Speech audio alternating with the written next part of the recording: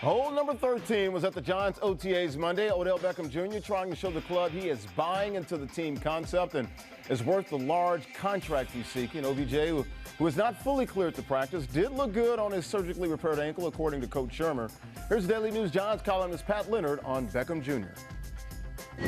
We always criticize Odell Beckham Jr. when he makes an irresponsible or immature decision, so he deserves praise and acknowledgement for making the right one and showing up to the Giants' first day of OTAs on Monday, even when stars around the league such as Tom Brady, Julio Jones, and Aaron Donald stayed away, and they weren't on the trading block back in March as Beckham was with the Giants.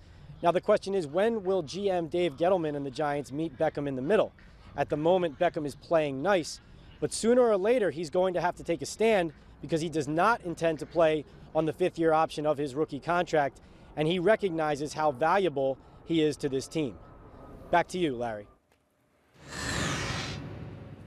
All right, thank you, Pat. Joined now by Sal Licata and Mark Malusis. Guys, you heard Pat there. Odell Beckham Jr., will he play a down for the Giants this season without signing a new contract? Yeah, probably not. I mean, honestly, I think the Giants are probably going to have to get this done before he'll get it down over the course of the regular season. I don't think he's going to play in any of the preseason games, Sal.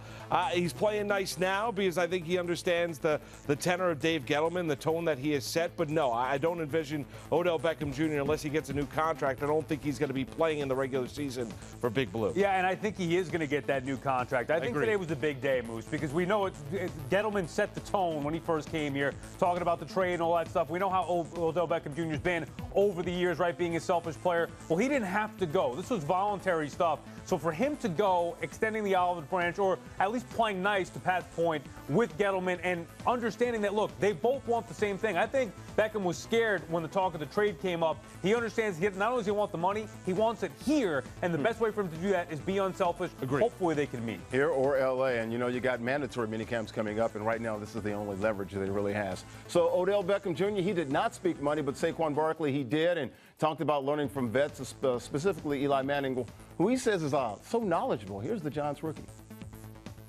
I continue to just learn from him every single day and ask a lot of questions. I think I'm probably annoying to him a little bit, but I continue to ask him a lot of questions, and I just want to try to expand on my knowledge of the game. All the vets and all the running backs opening up, let me come in with open arms, and it's just been great. They're great leaders, and I look forward to continuing to learn from him throughout my career. All right, guys, Gettleman called him the best pick in the last 30 years in the NFL draft. Adrian Peterson had like 1,300 yards his rookie year back in 07.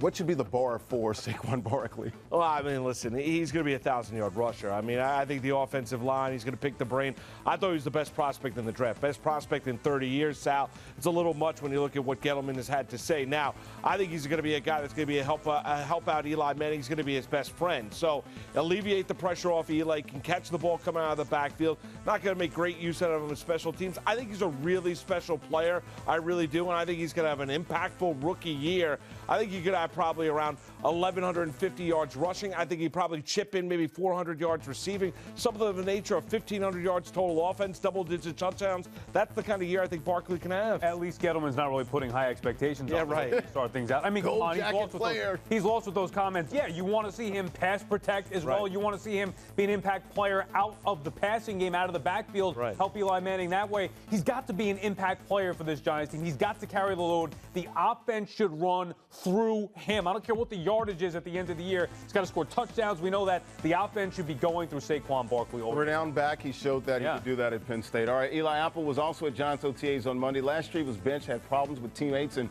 he was suspended. Here's Apple on his issues in 2017. Was I embarrassed?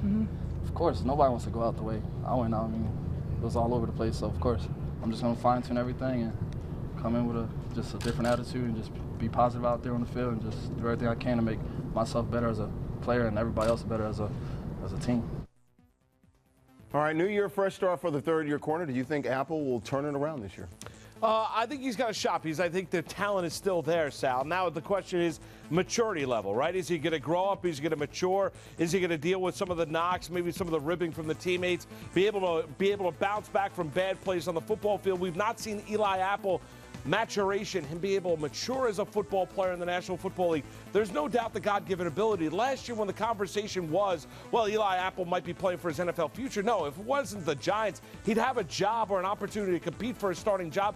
I think Apple will bounce back in 2018 to a relatively good year. He can't be as bad as he was in 17. I think new coaching staff, new direction. I think Apple bounces back. Yeah, and I'm somebody who said I would have cut him last year. Now, I stand by that, but they didn't cut him. They held on, new regime. I do think they're going to get something positive out of Eli Apple. You mentioned it. He's got the talent. You hope that he learned from his mistakes. He sounded accountable already. That's a good step. I think Eli Apple will have a good year for the Giants this year in what should be a different look secondary. They need him. Yeah, they need him. And that's the key. They do need him. Hopefully he can play like he did back in 2016.